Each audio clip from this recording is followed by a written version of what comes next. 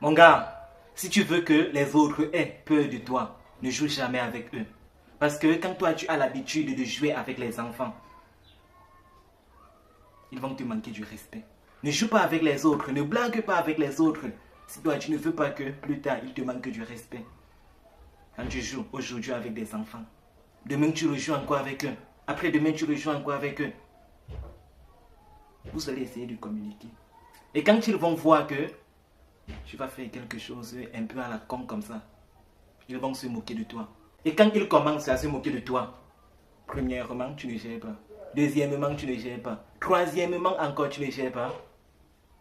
Ils vont te monter sur la tête.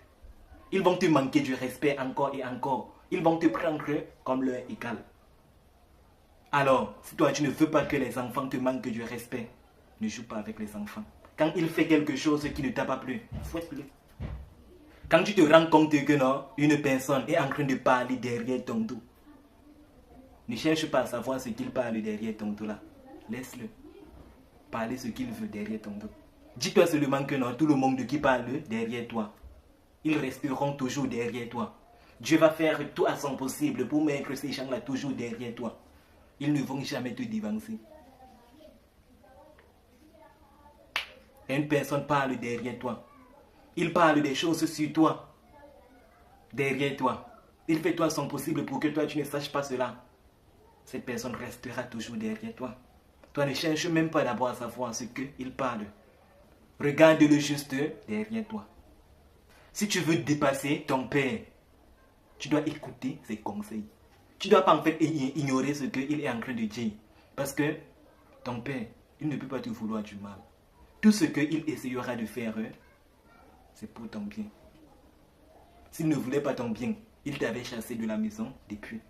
Mais tu es toujours là. 20 ans, tu es là. 30 ans, tu es là. Il te regarde.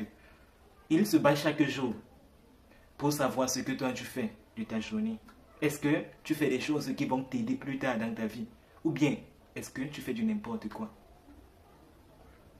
Si toi tu veux dépasser ton père, la seule moyenne, c'est de l'écouter.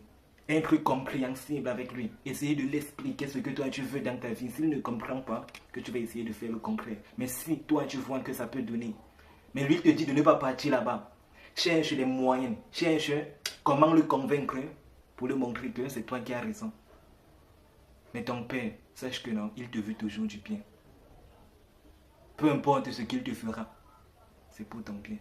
Aucune père ne va dire que non, il ne veut pas que son enfant réussisse dans sa vie. Il veut seulement son autre enfant réussir dans sa vie. Il veut voir tous ses enfants réussir devant lui avant de mourir. Alors, si toi tu veux réussir au plus que ton père, écoute juste ses conseils. Ça peut être qu'il y en a des choses qu'il n'a pas pu réaliser pendant sa jeunesse. Il va te permettre, toi, de réaliser ce qu'il n'a pas pu réaliser là. Alors, écoute juste ses conseils. Il a beaucoup à te dire avant de mourir. Si toi, tu veux toujours avoir raison dans ta vie, il faut discuter. Il faut discuter. Quand tu discutes, ça ne veut pas dire que tu as vraiment raison. Parfois, tu discutes juste parce que tu veux gagner. Tu veux t'en prendre au-dessus des autres pour lui montrer que je t'ai gagné la fois-ci. Discute avec lui. Discute avec eux. Discute avec des gens, des amis, des camarades, des collègues. Fais-toi ton possible pour montrer que c'est ton point de vue qui est le meilleur. Tu auras raison à chaque fois à leur point de vue. Si tu veux avoir un avenir brillant dans ta vie, marie-toi juste. Tant que toi tu ne te marieras pas, tu ne penseras jamais à l'avenir. Marie-toi d'abord. Parce que quand toi tu vas te marier, il y a déjà une part de responsabilité qui monte sur ta tête. Ce qui fera que tu ne penses pas seulement que pour toi. Tu penses aussi à l'enfant de quelqu'un que tu as mis chez toi. Tu dois trouver quelque chose pour manger dans ton ventre. Tu dois aussi trouver quelque chose pour qu'elle aussi, elle met quelque chose dans son ventre. Tu n'as plus d'autre choix que de chercher à tout faire ton possible pour avoir un avenir brillant. Et quand tu auras encore un enfant, c'est à ce moment que tu vas penser à l'avenir. Tu vas te dire que je ne veux pas que plus tard, quand je ne serai pas là, mon enfant reste souffrir ici sur ce monde. Tu vas réfléchir comment je dois faire pour construire ma part de maison. Pour que je m'abrite là-bas avec mes enfants et ma femme. la seule et l'unique moyen pour avoir un avenir brillant, c'est de se responsabiliser. Et te responsabiliser passera toujours par le mariage. Quand tu te maries déjà, ça va, tu penseras à demain. Mais comme tu es là, tu ne penseras jamais à demain. C'est pour cela que quand un enfant est têtu, il fait des désordres à gauche, à droite, on cherche à le marier. Parce que quand il est déjà marié, il va commencer aussi à penser à son futur. Et il se verra dans le futur que s'il continue à faire ces désordres qu'il fait là, son avenir sera en fait foutu dans l'eau. Il n'a pas d'autre choix que de changer. Si toi tu veux un avenir brillant, marie-toi juste.